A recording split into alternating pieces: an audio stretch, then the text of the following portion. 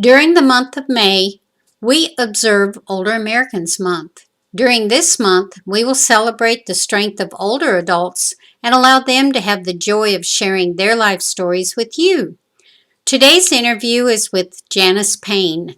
Janice is a caregiver to her husband and also to her son. Good morning, Kathy. Hey, Janice. So, how are you this morning? I'm alive. Not a complaint out of me. Okay. I came to the United States back in 1972, just before I was 18 years old, because at that time the law was, after 18 it was more intense. My mom was here. I came from a broken home, as they would say. And Where did you come from? Barbados, West Indies. That was in 1972. I worked with my mom to help bring my other siblings. My brother and I came up, and we worked and we brought up our other siblings. I got married in 1976, June 5th. I became a naturalized citizen in 1977, a naturalized American citizen in 1977. I got married in 76. In 77, we moved to Las Vegas. That's where I became a naturalized citizen. And then I am one of Jehovah's Witnesses back in 1977. Moved to Las Vegas. In 1982, we were invited to the Watchtower Bible School of Gilead, which is a missionary training school for Jehovah's Witnesses. It was an 8-month intensive training course. My husband's health went south. We could not get an assignment outside of the country. It was having his liver was not breaking down the enzymes, and to go outside of the country where we would go would not be wise, so we were asked to move to Hendersonville. But he really got sick, he had a nervous breakdown in 1993. He was in school, tech school in Virginia, and his brain went south. I was pregnant with her. We were married 17 and a half years when I became pregnant. Oh. And that kind of, and so that kind of sent things off in his brain, because he said he was diagnosed with bipolar, and I guess the stress of a pregnancy may have tipped that scale, because he had moved along, whatever it was. So anyhow, I had our son in 1993, January 3rd, he was born, and later that year, James had his first episode of manifested itself. So I became his full-time caregiver while raising my son. Wow. Because while raising my son, and I've been doing that since 1993. We had our son at 12 years old. My son attempted his first suicide, and we found out that he had the malady of bipolar and schizophrenia. Oh, my. Where I live, there's a full basement apartment in our home, so he lives there. Before that, I chaired the Blue Ridge Board at a very difficult time in its life when they were struggling. So I worked with the board, the Health Center Board, and then had the privilege of chairing it for a couple of years. And they wrote a beautiful, recognized record, and must remain a part of their minutes because of the work I did with the community, with my beautiful board. I'm not a person out there in the news. That's never been my thing. I like to do my work because I can, and I don't need to have you recognize that I do it, because I do it because I can, and it's the right thing to do. But that's it in a nutshell. About 10 years ago, my mom's health started declining. So I started care for her until she fell asleep in death. I was right there with her. Yeah, so I took care of her until her mental health went where she became violent. So she spent a year or so in the Bryan Center, and my son and I literally lived there, because at that point we could walk. So it didn't matter what, we saw her and we were with her every day.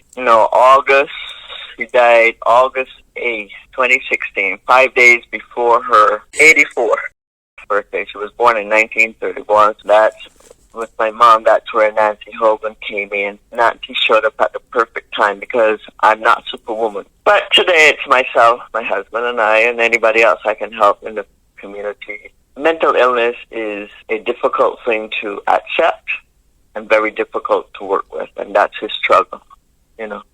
He wants to do what he cannot do. And several months ago, he wanted to work, and he made money, and he blew it and attempted suicide. So, oh my, we had to work through that, and that was in October last year. October, November, he was hospitalized. And as I said, the mental health does not improve. So, how is your son doing? My son, he struggles intensely. You know, his struggles are intense. I mean, he's 28 years old, and he'll just walk up, call up in a panic, and he wants to hug me, and he wants a hug. He's 28 years old. And I don't mind that. But he says, I need to get some strength from you, Mommy. Oh. so, I try to bring a smile to his face. But that's his lot in life, and I do what I can to help him with it. Was he able to go to school when he was younger? Yeah, as a matter of fact, he won a scholarship by school there in Arden. And there he had his first nervous breakdown.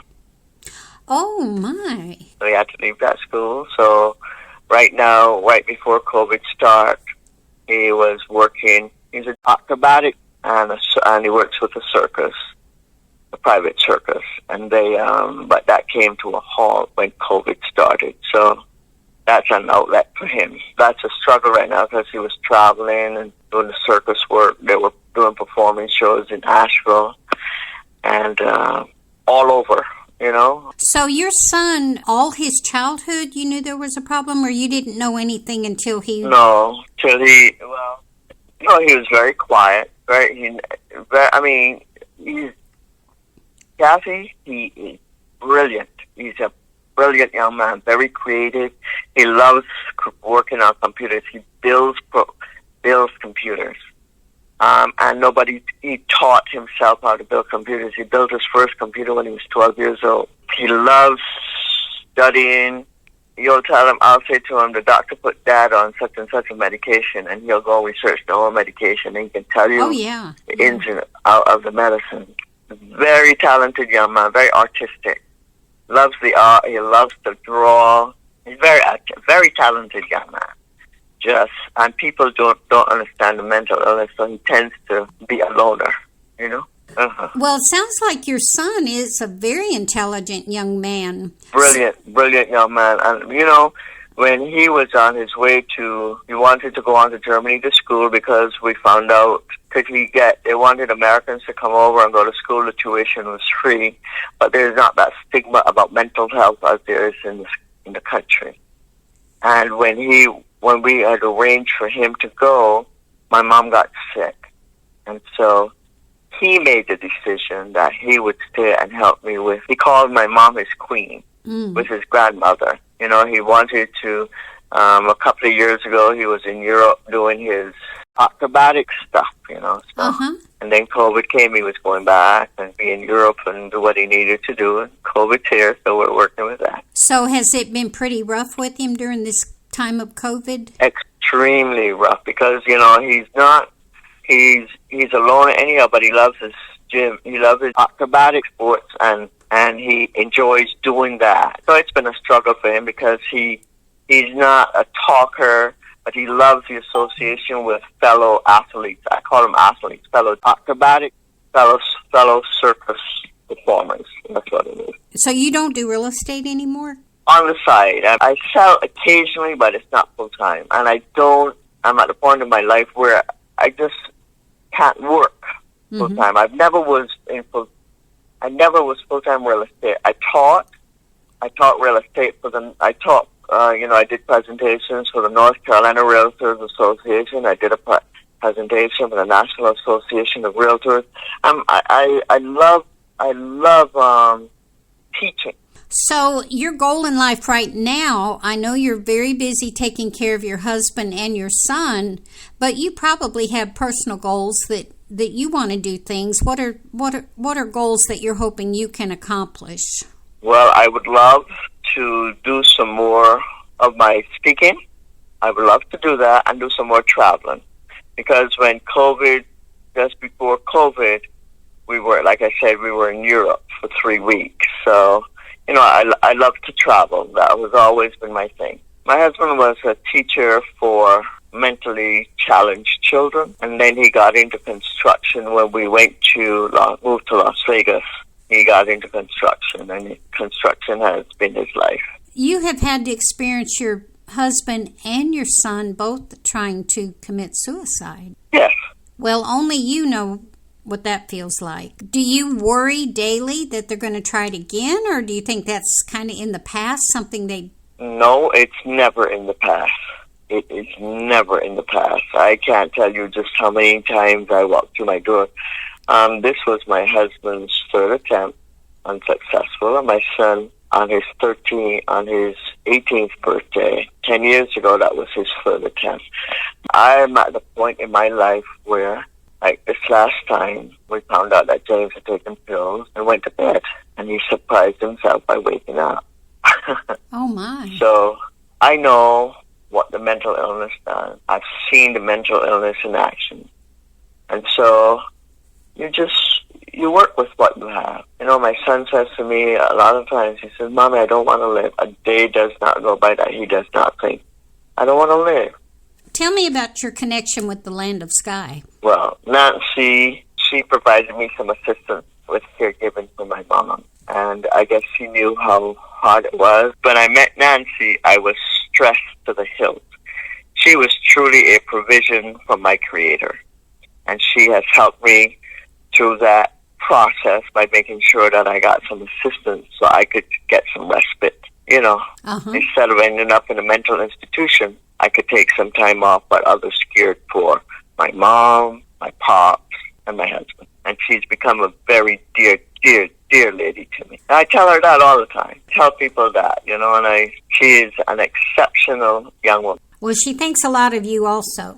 That's why she recommended that I interview you. Well, thank you so much for taking time to do this interview. Thank you so much. It's very nice to meet you, and I can't wait to put all of this together so others can see what a wonderful person you are and what you do to help others. Well, thank you.